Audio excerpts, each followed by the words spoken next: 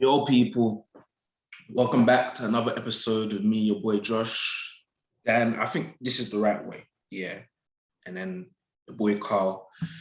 Yeah, man. Make sure you, man, like, comment, subscribe, and share with your people. Shout out to all the new subscribers that have subbing. You, man, also got a job to do. Share it with your people, share it with your friends. And yeah, man, let's get the channel to continue to grow. Let's get to 100 subs. And then we go from there, innit? But yeah, man, love for that. Let's get straight into it. Let's start with the main news of the week that has been, filtering through is that obviously United have hired Ten Hag as their new manager, and we saw what was the score with them yesterday? They lost 3-1 to Arsenal. I don't know, my mind's a bit foggy. They lost 3-1 to Arsenal, lost 4-0 to Liverpool. So United are not in a good place right now. But looking into the future now, what is our expectations of Ten Hag? Obviously, I don't think we should be looking at a title challenge and stuff like that or winning trophies, but what are some of the pointers that we're going to be looking at to really see the progress under Ten Hag? So I'm going to start with Dan. What's your things that you're looking for to show that, okay, Ten Hag is serious? I think the first thing that I really look to try and see is a style of play. Because under Oli, under Ralph, we haven't really seen Man United play consistently with any sort of patterns of play, especially under Oli. I think freestyle football was a word that was used a lot. Individual brilliance was used a lot. And it's true, especially when you looked at a lot of the games they won. It was a lot of penalties given and a lot of individual players creating chances rather than like a system that helped them. So I think that's one big thing that I'd look for Ten Hag to implement. And especially because he's coming from Ajax. I'm not going to pretend to be an Ajax expert, but from what I've gathered, he has a very rigid structured system that he implements. So I'll be interested to see how he does that and how that it works at Man United. But the other thing that I'll be looking for him to do, and I think not only him, but Rangnick and the board and everyone at Man United needs to do is just get rid of a lot of members of their squad, because Ollie's squad building, I mean, a lot of his Man United friends in the media, like Gary Neville and Rio Ferdinand and whatnot, gave him credit for his squad building. But I think that's put them back at least 4 or 5 years, because they've got the most toxic squad I've ever seen for any big club and the most underperformers I've ever seen from any Man United squad. So they're the two things I definitely look to see him do. And if he can implement both, I wouldn't expect it to be in the first season, but maybe the second and definitely the third, I'd be impressed. Nah, I hear that. What about you, Carl? What are the pointers that you're looking at to define if Ten Hag is successfully implementing his style? It's similar to what Dan said, but personally, the first one would be what Dan said with his chemistry, just all about chemistry there with the players. Because at the moment we've said this 1,000 times, but there's a bunch of individuals playing and they're playing for themselves. There hasn't been the chemistry yet with United that we wanted to see. Ten Hag, as you said, I'm no expert on Ajax, but what we did see at Ten Hag is that he can get players bonding well and he can interconnect all the different players through his style of play. So what I want to see is actually the attacking side of the game a lot better. I don't think Man United are atrocious defending. There's some potential there. So what Man United really want to see is positive football going forward. What I want to see as well is Sancho and whoever's on the right hand side as well, whether it's Elanga, Rashford, just performing a slightly bit better and getting the best out of the new signings as well. I think there's a lot of deadwood that needs to be cleared out as well. Even Denzel, he came on now, he'd agree with that. A lot of deadwood needs to go as well. But there's some few players, maybe 3-4 players, definitely. So as Dan said, it will be a clear out as well. I'd like to see Ten Hag signed as well, who even approaches or sum up his future a lot to see what kind of players he goes for. I would really like to see star players and the big names. I don't think it's the best idea. He spoke up before, but he needs to go players that fit his system and fit his style of play. And just think long term, just think over the next 3-4 years rather than just trying to do magic, because it's not going to work for next season. They're not going to win the league next year. We know that for a fact. So just build gradually. Mm-hmm. So Denzel, as a United fan, how are you feeling about the appointment of Ten Hag? The right choice or? I think, yeah, it's the right choice. I didn't really mind between the two, but the more I thought about it, I feel like Ten Hag is more suited to the rebuild process. Um, it's gonna need a lot of time and a lot of patience, and he can't just do it by himself. So I feel like a key thing is Ragnick needs to stay in the club, because if Ragnick leaves the club, then we're in trouble, because he's the only one who's kind of honest in the assessment of how the club is doing. So yeah, we're gonna need to give him time. I feel like Carl was saying about the recruitment. I agree with him. No star players, no star players. Don't want any stars. Quote unquote big name signings. I don't want to see that. I think I even said it in the last episode. I don't want to see no big name signings. We should only be signing players that suit the manager's mold and suit the manager's system. We need a massive summer clear out as well. I feel like everyone in the squad, apart from maybe 4, 5, 6 players, should go. I feel like Sancho obviously should stay because we've just signed him. I feel like Fred will work hard in a Ten Hag system as well, so I feel like we should keep him. Ronaldo, I know he's got a lot of stick this season, but without Ronaldo, we'll be in a much worse position. He's actually carried the team. I can't even lie. De Gea, there's questions about his distribution, whether he would suit Ten Hag's style of play. But for the first season, I feel like he'll stick with De Gea. So that's like 4 players. And Fernandez, it's a bit of a mess right now. I can't lie. It's a huge, huge mess. But when he plays well, he plays well. So I think that's and Luke Shaw, I would say as well, maybe should be given a chance. So I'd say that's the 6 players I would say should be that should stay. The rest, I don't really care if they leave, to be honest. Maybe McTominay can be a rotation player at best, but the rest of the team, they can leave. I don't care. Rashford, I've kind of given up on him. I think he has one more season to prove himself. If he has a stinker next season, they should just sell him. I don't think they'll sell him this season.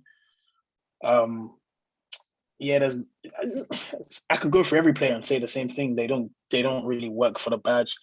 Don't put in any effort. Even you could see against Liverpool, absolutely abysmal performance, was disgusting to watch. I know I'm rambling on, but I just have to get this out. So, it's just no passion. It's like they don't care. And there was rumors, Paul Scholes was even saying that apparently the dressing room is a mess, which is kind of weird that players are leaking. Lingard in particular leaking that the dressing room is a mess. It's just there's a lot of work for Erik Ten Hag to do, and I don't think he can do it by himself. I feel like Ragnick has to stay in the club. I don't think a consultancy role is enough. I feel like he needs a more hands-on role. But yeah, it's gonna take maybe like 2, 3, maybe 4 years for us to. I don't know. It's just we say this every single time we get a new manager, so it's a bit exhausting. I'm just gonna sit back and see what happens with Ten Hag. I'm not really expecting too much, to be honest. So when we're looking at the squad, like I know people have said, yeah, there's only 6 like players that can stay in it. I don't think it's close to being as bad as people make it seem. There are players that need to leave. I think there does need to be a bit of a reboot, if people want to say, but realistically though, how many of them players are Ten Hag players though? Because just because you're good enough doesn't mean you'll fit his system. Like I think Bruno is the perfect example. He's been probably United's best performer last year, but the way his inefficiency, I don't think that fits Ten Hag's system at all.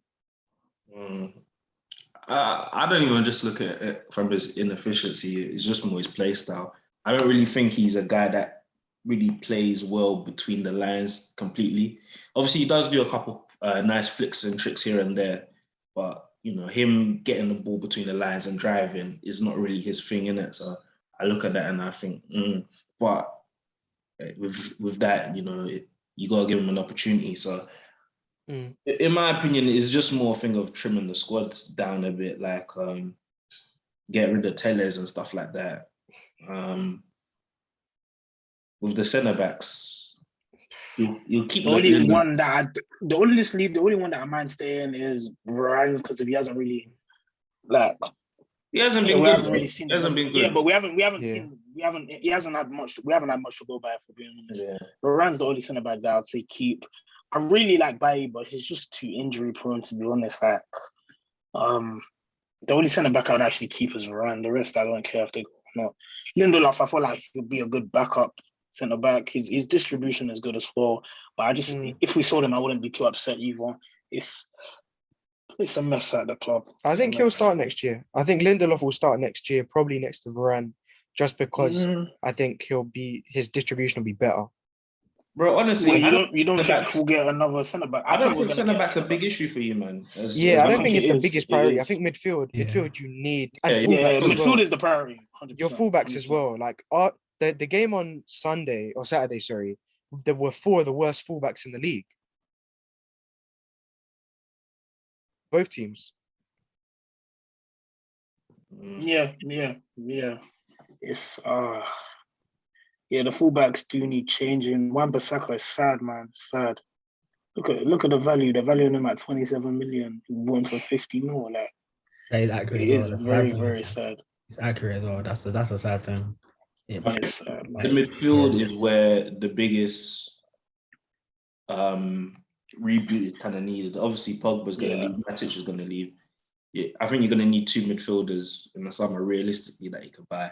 Yeah. DM and you could say box. that, is what's going to be very needed. But then what a lot of people are saying, Van de Beek coming back will be like a new signing. That's true, I hear that. Probably will be, but we need a bit more. We really need that CDM. That's if we don't get CDM, Fred and McTominay can't be starting next season. Maybe Fred, but McTominay maybe Fred. McTominay can't be starting. Yeah. McTominay has to be a rotation player at best. Like, looking to move on from him. And obviously, Cavani will leave, I imagine.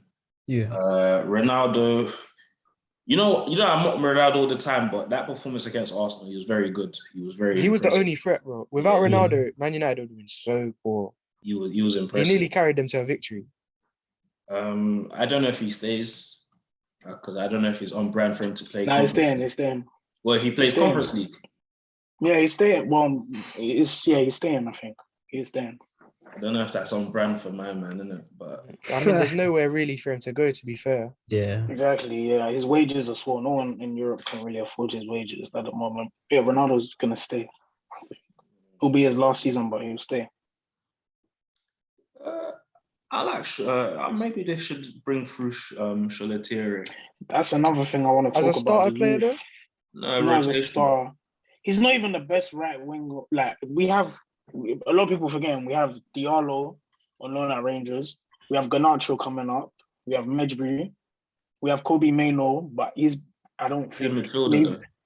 He's a midfielder. I'm just talking about our youngsters in general. Like, we do have a lot of youngsters, and Ten Hag is known for turning youngsters into stars.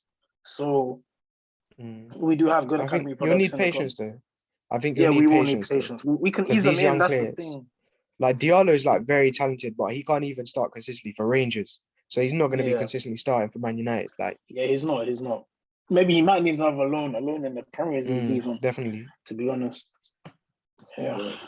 Yeah, I don't think obviously over time is going to change the squad, definitely, but I don't think it's going to be as drastic as people make it seem. Like, Cavani's going, Greenwood doesn't count. Obviously, Choletire, I don't know if he's going to be in the squad, but Elanga he will. Matt's going. Look, a lot of players are going. Look, because Matt's going, Lingard's going, Pogba's going, Matic is going. I think the low might leave, you know. I feel like we should sell him. We should cash out on him now. He's not good enough defensively. And he's not good enough attacking wise either, to be honest. I don't rate him at all. I think he's actually I don't think he's a good footballer, I'll be honest. Wan-Bissaka, I feel like he'll keep Wan-Bissaka. Tellez can go. Phil Jones should be going, realistically. I don't know if he's going to... Is his wages, but I don't know. We'll see. He's going to have to take a pay cut then, because Bailly will probably get sold.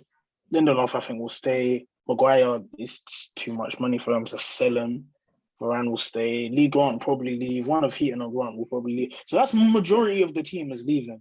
None of them are like, apart from Pogba, None of them are like Yeah, like big teams. names. Yeah, it's not like Bruno's going, Ronaldo's going. But I don't know if that solves the Maguire's going. problem though, because like the problem, especially with Man United's dressing room, is that it's very fractured, and there's still a lot of the heavy cliques in that dressing room. So you've still got Maguire, McTominay, and Luke Shaw, the English clique.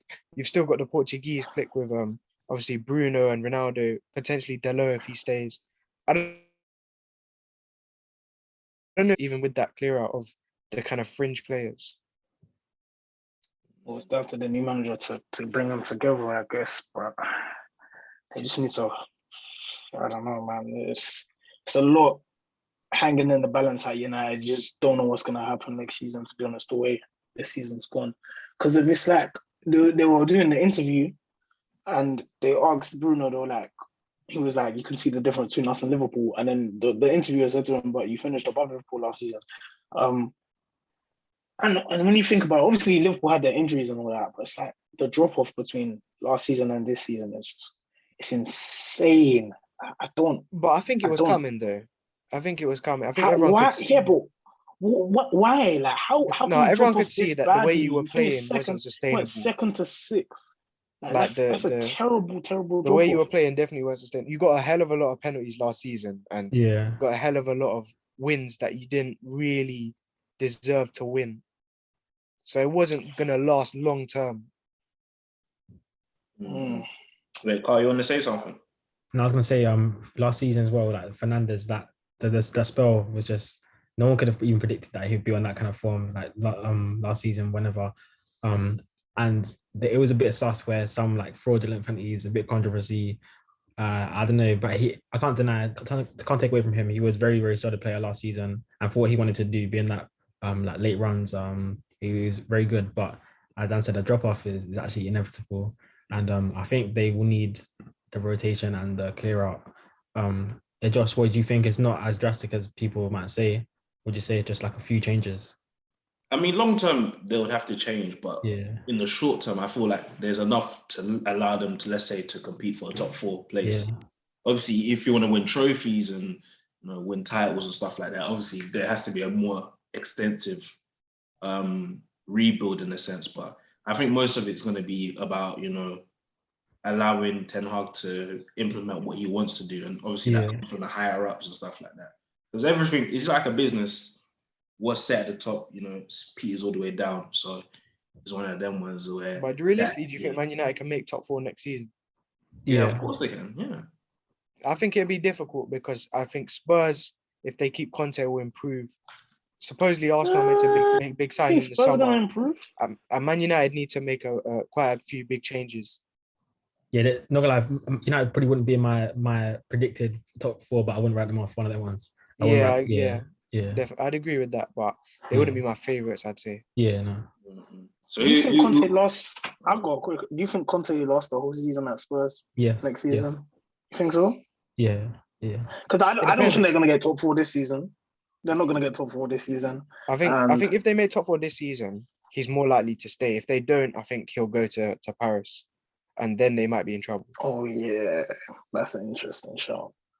Well, you think Conte at Paris Saint-Germain? Unless supposedly he's offered himself up to Paris Saint-Germain.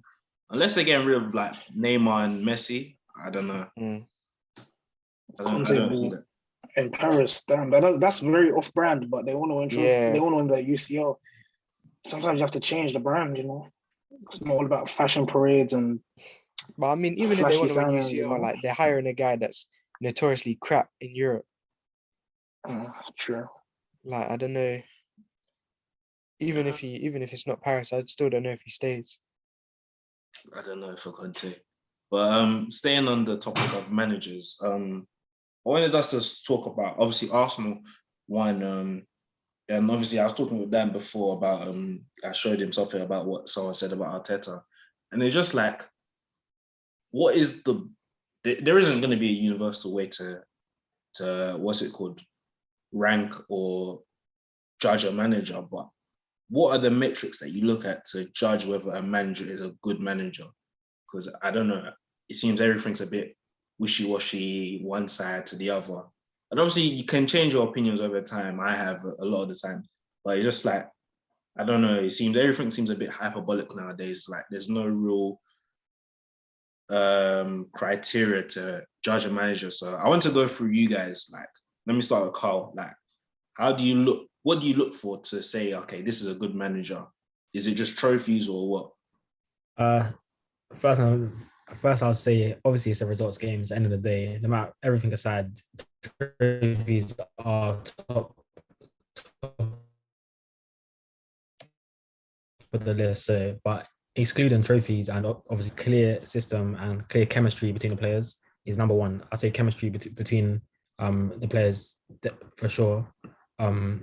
Secondly, I would even say individual performances of their key players. So whether the quote unquote star man is performing or completely dropping stinkers, you can actually see the difference between the top players in some clubs where they have good manager and some where they don't, as we've seen with like Conte with like Kane Son, Mourinho with Kane Son, that type of thing. Or for example at Chelsea, how right now Tuchel can't really get the best out of the best players. Whereas back in the day, we've had managers that can get a lot of the best strikers. That's what I think differs between the top managers and the lower managers. But personally, my number one, it's always defensive structure. I think defensive structure is underrated in any team. Personally, Arteta, he's actually solidified the defense a lot. I remember Arsenal's defenders, some of the guys like Gabriel was getting questions, like Ben White, everyone was slaughtering him, like fair enough before. And I've actually they've proven themselves quite a lot to be comfortable to start for Arsenal. So yeah, those like criteria is a lot of things. To be fair, there's a lot of things that bond together to make a good team. I don't think there's like one clear thing where you can judge them apart from obviously results. But yeah, that's what I see. Because even like I didn't even ask the question to myself on it. So yeah, I'm even thinking, I don't really know. I don't know. Sometimes I'm just a vibe man. If I get the vibe that I feel like you're a good manager, then you're a good manager, innit? yeah. And obviously that can change, innit? Because I was of the belief that Arteta is a crap manager, innit? But over time, nah, he's grown on me, innit? And I'm like, yeah, he's a good manager. Obviously, I'm not gonna say he's the next Pep or he's the next Messiah, innit? I don't see that, but I can still see, okay, nah, this guy is a good manager, innit? But what about you, Dan? What's your measurements? What's your barometer? For me, there's three main kind of factors that I look at to see whether a manager is a top man, not even a top manager, just a good manager. The first one is like Carl mentioned, and like you were saying before, results. If you can get results, if you can get wins, clearly you're doing something right. The second one is a clear identity, a pattern of play, a way of playing, a structure, a system. If you can communicate a system to a player, to a team, and it works, then for me, that's the sign of a good coach and a good manager, that you can convey your message and you can make it kind of work on the football pitch. So like, for example, like Jurgen Klopp, you can see a very clear identity when you watch Liverpool. Pep Guardiola the same, Antonio Conte the same. And the last one is improving individual players. So you can see growth from players when the manager has taken over them. And I know Carl mentioned Mourinho. Mourinho for me is the perfect example.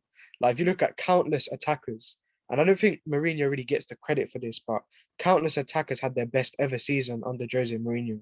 Like Diego Milito is a good one to use. Marcus Rashford had a very good season under Mourinho. Harry Kane, Heung-min Son, Diego Costa, I believe. All these players became better players under Mourinho. Even Tammy right now. Exactly, yeah. Tammy Abraham. Tammy was good under Lampard, so yeah, but Tammy's a way better player under Mourinho than he was under Lampard. I don't know. Under Lampard, people were still questioning Tammy Abraham. Yeah, because they're fucking. Nah, keep going. But I think it's even present, like Thomas Tuchel, for example, the Chelsea whole back line is considered way better than it was under Lampard. Rudiger, most of the Chelsea fans wanted Rudiger out under Lampard. Now that he's leaving, most Chelsea fans are fuming that he's not staying. Like, and I mean, Christensen's another one. Chelsea fans wanted Christensen out, and now most Chelsea fans, they might not love him, but they respect him and they don't dislike when he's in the team. So I think that's a very important thing that managers can do is improve individuals. You know the funniest thing, yeah, off topic. You said Christensen. I looked at his age. The guy's 26, you know. He's not even, I thought he was like 24, 23. The guy's been around, bro. He's been around for a minute. Bro. But yeah, Denzel, what about you? What's your measurements to find how good a manager is? Yeah, like everyone said, results is king at the end of the day.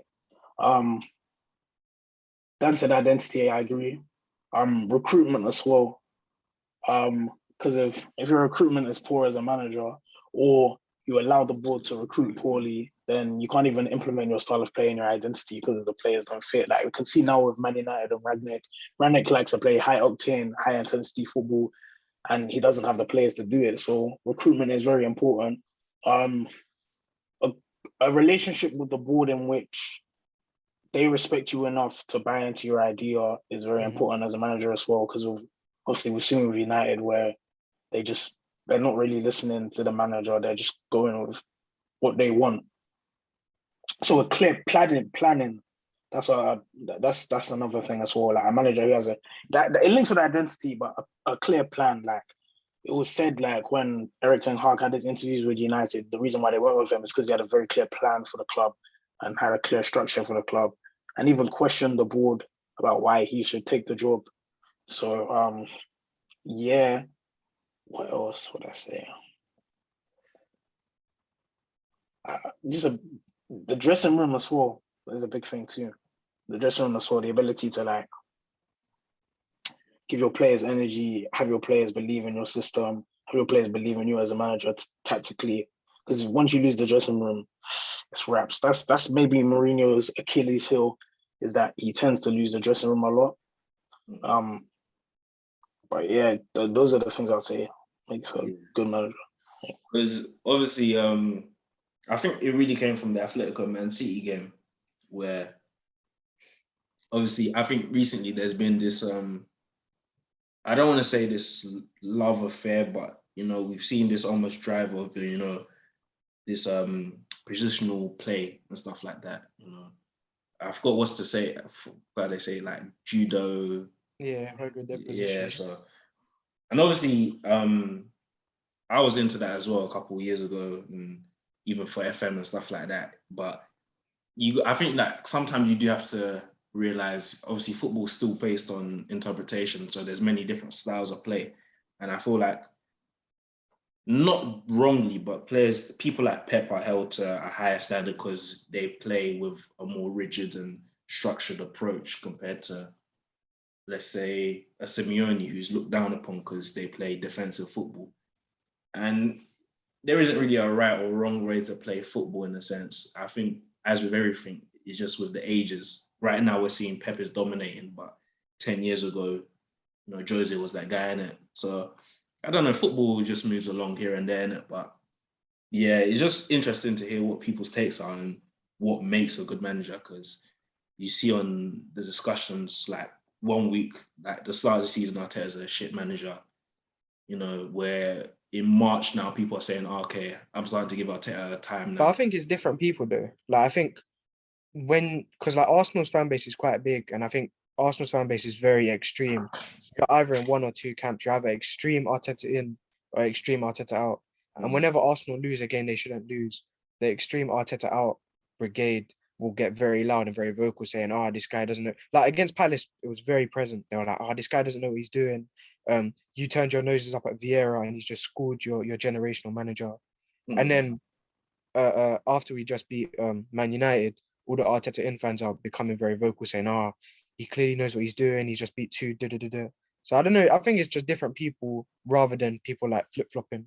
And I think, especially with managers, people don't change their opinion as much when they're at like a very extreme opinion. I think they just tend to get more extreme. So like if you, especially in the beginning, I think Arteta is the best example because he's quite polarizing. But if you rated Arteta in the beginning, especially now, I think you're more likely to say wild stuff like, "Oh, he's going to be the best manager in the world," than just saying, "Oh yeah, I think he's a good manager." It's weird though. Arteta is not even like a personality like that. It's not even Jose. You know, if it was Jose, young Jose coming through, I get it. Like, man are gassing him up in it because man's just bare boisterous, like does his own thing. But who the fuck's Arteta, bro? Like, It's because Arsenal, bro. Arsenal is just a circus. The Yeah, fan base it's is because circus. Arsenal. Nah, he is a character though, in a sense. He's made some big ballsy moves. So bro, it's not. But he's Yeah. not like. I don't know if it's a Klopp, bro. character. It's not. It's Yeah, not like like his press conferences are so it's just dry. the whole story around it in itself, and the fact that it's Arsenal, it does make it Yeah. a more interesting story. But yeah, the all or nothing's gonna be interesting. It's gonna be less interesting now that you got UCL in it. So Yeah, that's not even confirmed, man. If we bottle it, then it will definitely make if good you for bottle it. it, it's gonna be very interesting. But I think you got it in the bag. I think there's a lot of stuff to come out though for the UCL for the documentary series. Like you got the betting scandal, Aubameyang, Tomiyasu being away for 3 months for a small injury. I think there's something going on behind the scenes with that as well. So I don't know. Oh, I should have said that. No, not Peds. I think it's something else, bro. Some I'm joking. Yakuza business or something. Hey, you know, football's on dirty sport. I saw one report saying that men that have been like tested like positive for doing drugs and stuff, they play on in it. But I was watching the video and the guy was saying, "Shall have hope." He was saying if Liverpool win the quadruple, then man should get drug tested. 100%. Because Radney made an assessment and he said that Liverpool. This is nothing to do with the drug thing, by the way. He just made an observation. Now, Liverpool in 4 competitions, they have a fully fit squad. When one competition, Paul Pogba was going off injured after 15 minutes in the game. And he's like, what does that tell you about the state of the two clubs?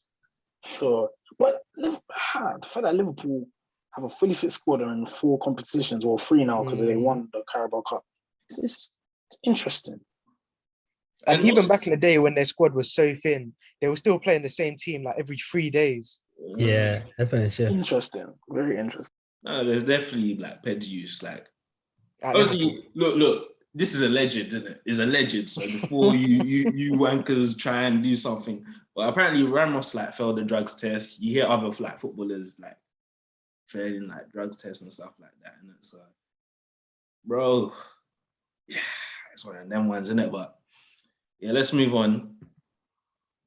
Let's talk about another team. We've had a new manager bounce as well, Newcastle. And bro, like them man are flying, you know. Bro, they're what's it called? Wow, shit. They've really flown. 43 points now. It looked like they were down for relegation. And you know one thing, yeah? I actually like their midfield as well. You see Joe Linton, Bruno Guimaraes, and Shelby. Shelby. This guy loves Shelby so much. I like that midfield still. I like that midfield. You know what? Joe Linton's kind of my guy now. I like Joe Linton, bro. I like Joe Linton. I'm on that brigade, innit? And obviously they got St. Maximin. I'm taking him over everyone in the league. Callum Wilson as well. Trippier. Bro, they got a good team. Hey, I like Dan Burn as well. But what are you saying about them in the future, especially in the summer? Like, what Top areas 6 next season. Top 6 next season. So what areas would you say they should target looking at their team? Let's even pull it up their last game. So Dan, what players would you say they should be targeting? I think they should look at someone like Marcus Rashford. I think they should have a look at Marcus Rashford. Give him a new home, maybe release an opportunity. Nah, that's crazy. I don't think that's a bad job. He's not going there though. Why'd you say that? United aren't selling. That's not happening, bro. I don't think that's a bad shout at all. Happening. I mean, who would have Never thought that happening. Bruno Guimaraes would go there? He's not I'd bad. have suggested The Rashford thing. Bruno to Arsenal or one of these teams. Newcastle got peas, bro. Money talks. When they slap up 300 grand a week. How much do you think it'll up? take them to get Rashford?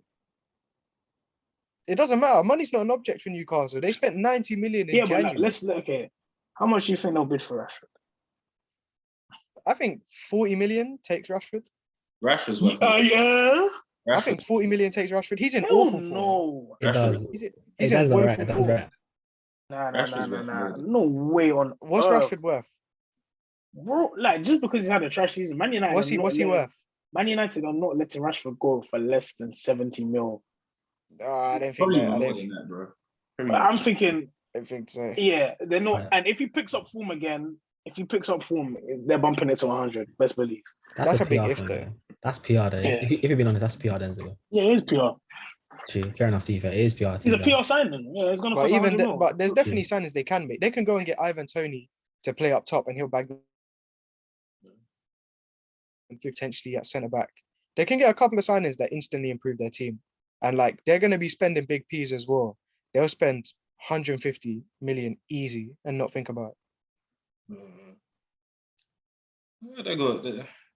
Yeah, they need some improvement, man. Even looking at their bench, damn, Federico Fernandez and Keogh. Then you need some work. What about you, Denzel? What are you saying? What areas would you particularly mention? Longstaff can get replaced. Target can get replaced. The Bravka can get replaced. Obviously, they've already signed Trippier, so Lascelles can get replaced. They can replace most of the team. The only people that I really think are safe are Saint Maximum, Bruno Guimaraes, and maybe I don't know. I feel like most of the team can get replaced.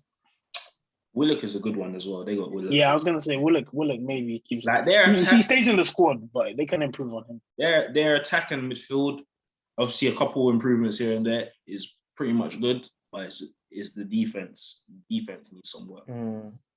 What about you, Carl? What areas or what specific area do you think is the most important? If I'm actually honest, I think it's unpopular, but I think every top team to get that top 6, you need a very, very like 10 out of 10 midfield, in my opinion. That's I think a couple of additions in midfield are actually doing very well, to be honest. In particular, even an addition in like box-to-box midfielder, like a very solid box-to-box midfielder, they're actually doing very nice. The thing is with Newcastle, I think people shouldn't get form and top quality mixed there. Like I know they're doing well right now, but people shouldn't get twisted. Some of the players are not, say, like top 4 standard, and they would have to make some big changes to start getting pushing there. But the way they're playing is actually very well. But I do think there's slight reactionary stuff going on like right now in terms of where they're actually at, like as of today. I think the gap between like again top 6 would be a lot, but as Dan said, they got funds. They have funds. They actually have funds for days. See fair. That's the thing. So it's kind of scary, really, because it shows though what defense, switching up defense and solidifying the defense. It shows what it does, isn't it? That's why like when you're looking to build a team, like it's not even old school to say it, but you have to focus and solidify your defense first, and then you can progress. It makes things 100 times easier. Otherwise, you're running backwards. Yes. The thing is, up top, Joelinton, he's a good guy. They got some Maximin as well. I'll be right. There's a bit of flair right there. There's a bit of flair. It can actually work, but Rashford's not even mad. It's not even a bad shot to us, but someone like an aggressive winger, aggressive striker will do them nice. Yeah, they should drop the bag on Dybala as well, bro. While they got the keys, they should drop the bag on Dybala. They should start going for players. They should start going for like the semi-washed players. Like, see a cheeky bid in for Coutinho when he comes back off his loan. Slap him on the left, Sam Maximan on the right.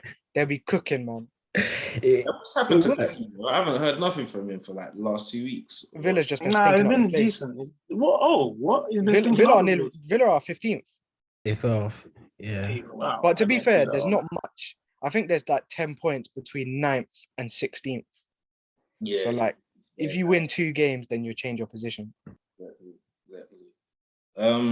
Let's go continental now. Europa League. We did Champions League last week. Obviously, we thought we'd have some West Ham representation here, but wasn't to be. But we can do it for them a bit. Before we get onto West Ham, let's do RB versus Rangers. Can't believe Rangers got this far, Big them up, innit? God forbid, bro. Okay, yeah, fair enough. Well, RB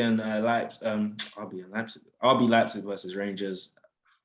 I think Leipzig are the clear favourites, and especially since they got the new manager. I forgot how you say his name. They've been on mad form. I think they might be third now. They might have overtaken Leverkusen because they've been on very good form since he's come in. They beat Sociedad as well, so I think they're the overwhelming favourites. What are you guys saying for that? Or you think Rangers could pull up a shock? Nah. I hear that. West Ham v Frankfurt. I think this is the game. This is the game. This is the game. Where are Frankfurt in the league? I know they're not doing that well. They're not doing that well. Oh, I can't bother to get up. But I know they're not like doing mad well. But they beat Barcelona. Would we say they're the favourites or West Ham? I think West it's Ham are the balanced. favourites. Yeah. West Ham are the favourites, I think. Yeah. The West Ham's- circumstances though. Yeah, their centre back situation is. Bad. Yeah. Oh, West Ham. Yeah. Yeah, they've got. Wait, what happened? Dawson's the only one that's fit. What happened? What happened to O'Connor's Alvaro? injured. Diop Ogbonna, injured. Zuma, Zuma injured. Diop, they're all injured. Zuma's injured. Yeah. Yeah, I think he's in training. I think Sarab said he's in training, but I don't know if he's fully fit. Damn, Matthew Rest, that's on the back. Well, three at the back. Get Cresswell and Johnson. Yeah. I can see think- what's it called? I can see them putting Suchek as a centre back in it and Rice as the midfielder. Win some headers. Yeah. I can see that, but I'm going for. I don't do predictions, but I think West Ham might win 2-0. I might see that. I might just. The see first leg's important. The first leg's very important. it. They can't lose at home. If they lose at home, the tie's done, I think. What's these facts? Yeah, I'm saying I'm going for West Ham. I'm going for West Ham for the first leg. Second, because you know Frankfurt, they got hardcore fans in it. So Yeah, that's what I mean. Their ultras are proper. I think Max was telling me their ultras, they got Nazi roots in it. So Bro. they're madmen. They're madmen over there. They're madmen. But yeah, second leg, it's gonna be tough because I know them Frankfurt Dons, they're serious Dons, bro. They're serious Dons. So it's gonna be difficult. West Ham Dons are serious Dons. What are we They're talking just about geezers, here, bro. man? That's What are we Stella. talking about here? Like the Stella. Oh, a couple West Ham, Stella West Ham. fans and you want to be West Ham fans of a couple Stellas? I'll come to the London Stadium. The geezer's been around the pub. It's a long day for you. That's all I'm saying. It's a long day for you. I don't care if you're from the deepest, darkest trenches, boot camps in Germany. You're getting done in by a geezer in a flat cap. Yeah, with a beer belly and a Stella in his hand. Alright, Yeah. long day. Bro, I told you, these guys have links to neo-Nazis, bro. They'll just Bro, West Ham fans have links to the EDO. Don't. What's the EDO, bro? I'm joking. They may be, I don't know, allegedly.